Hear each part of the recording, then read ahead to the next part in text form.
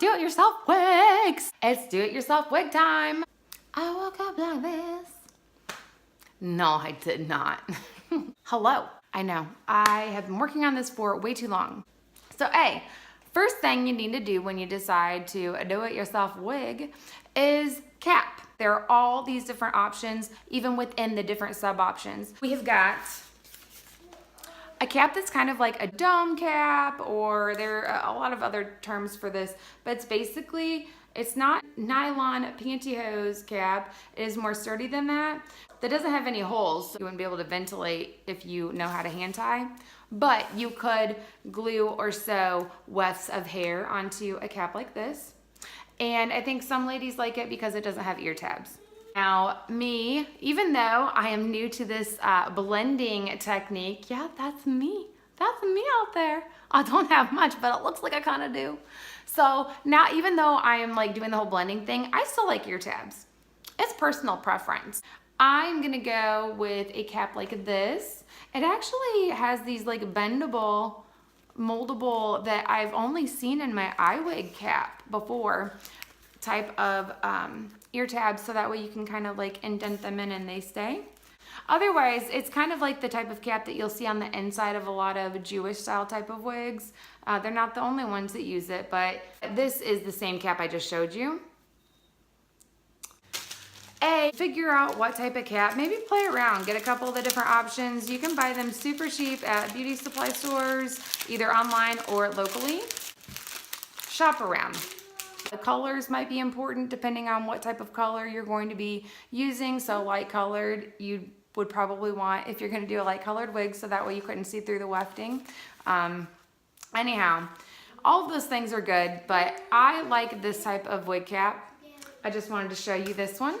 Not going to be using it. See you later, sister.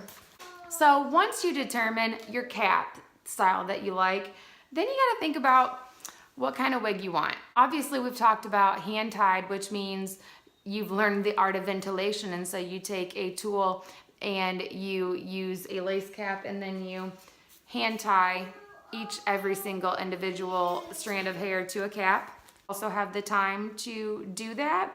You'll probably want to do something like I'm going to do and do a mixture. So I'm going to buy a portion of my hair that somebody else made that's hand tied. That's going to be my top. And then I'm going to finish out the rest with wefted hair that I'm going to sew onto the wig cap, but you could also glue if you don't want to sew or don't know how to sew. Just know it's not going to last as long. Or you can actually, you don't even have to buy a closure separately. You can take wefting, hair wefts, and you can take them all the way to the top and you could close a wig out that way.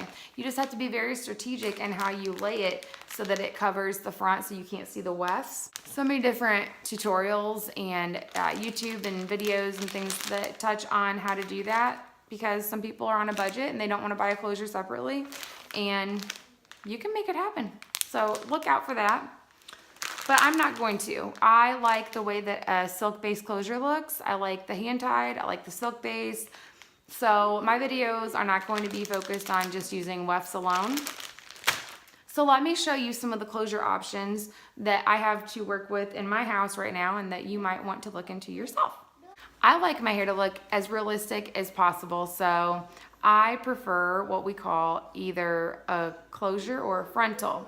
Now, a frontal and a closure are very similar. They're just pieces that were already, somebody else put them together, and they're usually hand tied, although I did buy a closure that had wefting on it.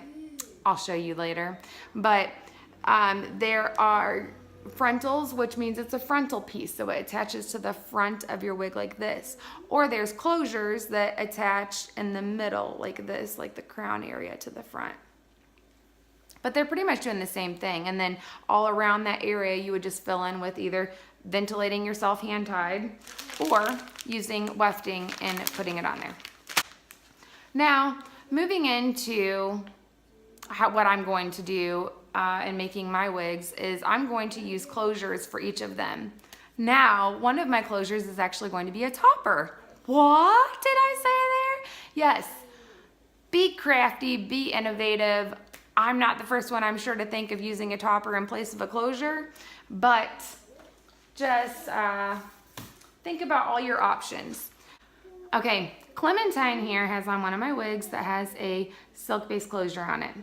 Now, the reason it's a silk-based closure is because when it was hand-tied, and what you're seeing there, I'm sorry, let me explain. What you're seeing is this part right here is the closure that I have pinned up. I think it's a 4x4, which means 4 inches by 4 inches. And then that like line that you see all around that, that's where the wefting starts. So the rest of this wig is all made with wefted hair that's been sewn onto a wig cap. Now, there are all sorts of different types of closures, and I have several of them. So I will show you the closures first. So moving into the next part, this, I've shown you before on one of my videos. This is one of the silk-based closures that I have. What silk-based closure means is that it was hand-tied, so ventilated, into silk, a very fine silk material. You can see there's like a couple of different layers of material here. I'm gonna insert some pictures because I can tell that showing my frontals on the film here is not doing them justice.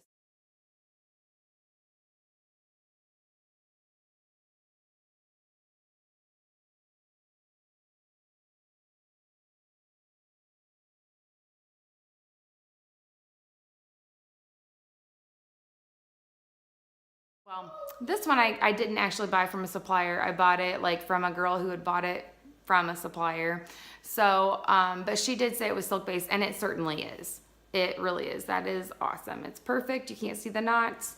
This one I bought from a vendor who, you can see the back look very similar, right? Very similar. But, and this one, you can see in the front, you kind of see where that lace is, and so you see it sheer, and then it hits a line. Unfortunately though, when you peel this one apart, you can still see the holes. So be careful whenever you buy silk-based closures from other vendors.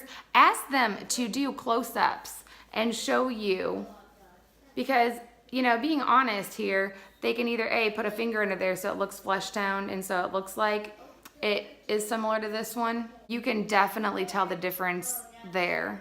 And then you've got lace closures. I have a couple of them here. So here's a lace closure. This one you can obviously see on the back the knots and everything. So this wasn't even attempted to be sold as a silk base. It's legit just a piece of lace with hair ventilated. I'm probably not going to do anything with this outside of research ways to make this look like a silk base, because I'm just really into the silk base myself. I don't even know that I'm going to do anything with this one, because I'd have to put something underneath that. Like if I put it on top of this wig cap, it might work. And I'll take some pictures and zoom in on that. But that's just, it's gonna take a lot of if then. And I feel like for the wig that I'm gonna do for everyone next, I want it to be something I'm gonna wear right after that. Not like, okay, if this works, it might look good. So this one's gonna get paused. It's gonna get paused with the other lace fronts that I have. Here's a frontal, actually. While we're talking closures and frontals, this is what people call a frontal because it goes, oh, it looks so funny with my hair like this, but it goes all along the hairline. So it's more than just the closure. The closure's like this, but the frontal goes like that. So I'm gonna pause on those. I just wanted to show them to you so that way if you're following along because you wanna make your own wig and maybe you have some of these things, or maybe you're gonna purchase them, you would see that they would work in place of what I'm going to do. I'm either gonna use this one, and then since I am just not a dark hair girl, I'll just end up dyeing this hair. Or what I have right here is a topper. I bought this topper from Beauty Girl, and I will insert some pictures of this. It had clips on it, and I took the clips off. And then now I have it pinned here because this would be the next step. So I took off the clips and then I positioned it on the wig cap the way that it would sit. And so now what my next step would be is to sew it onto the wig cap. And I will document all of that process once I get into the whole wig making thing. I just kind of wanted to start this video off by showing you all the different options that you could have, and we'll do the wig making separately because this is probably going to be long on its own. So I'm going to do this in iteration, and then we'll get into the actual wig making in like a episode 2.